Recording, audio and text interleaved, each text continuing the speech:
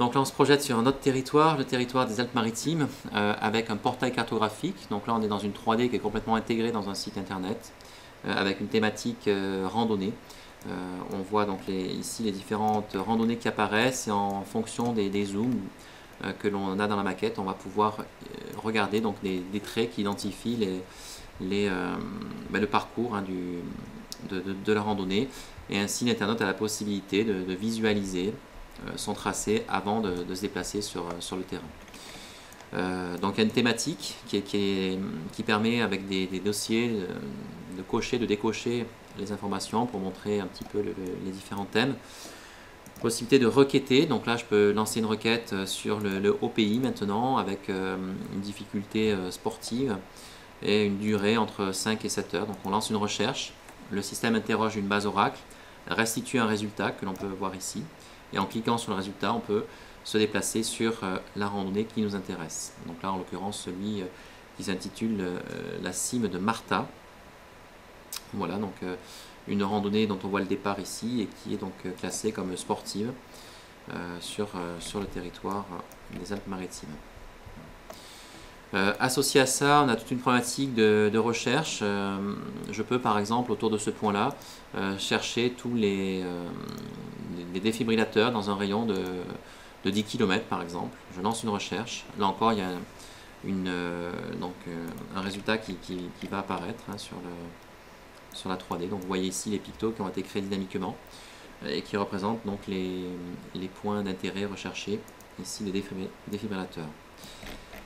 La possibilité on va le voir aussi avec l'outil GPS de saisir sa propre randonnée. Donc l'internaute peut très facilement saisir sa propre randonnée avec une fiche. On va pouvoir choisir la couleur, une couleur rouge, une opacité, une épaisseur, un style de trait. Et puis voilà, il suffira de décrire la randonnée qui nous intéresse pour la voir apparaître dans la 3D. Et ensuite, la possibilité ici, vous voyez, d'avoir une feuille de route dans laquelle toutes les randonnées sont saisies et de pouvoir partager cette information-là au sein de la communauté des randonneurs. La possibilité de prendre des mesures aussi pour l'internaute et des coupes de terrain. Il va pouvoir très facilement, par une succession de clics, calculer le profil terrain. Voilà, donc le profil terrain qui apparaît ici.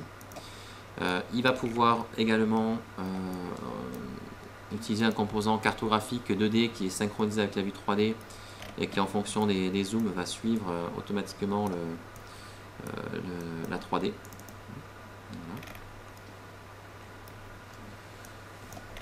Voilà. Un composant type Street View que l'on peut faire apparaître. Alors il faut trouver effectivement les zones sur lesquelles la donnée est disponible. Bon, là on a l'air d'avoir un cas existant, donc on va cliquer sur la zone. Ici, donc j'ai cliqué sur la route en question et j'affiche donc le composant Street View dans lequel je peux aussi me déplacer. Donc on voit la capacité de l'application à combiner les différentes applications au sein d'un portail cartographique pour voir plus précisément certains points. Voilà, capacité aussi à interroger les adresses. Je peux directement interroger en cliquant sur une route ici, une base adresse. Donc là je vois que je suis sur l'avenue de France et sur la commune de Thennes dans le département 06. Donc on peut interagir avec une base de données d'adresse également.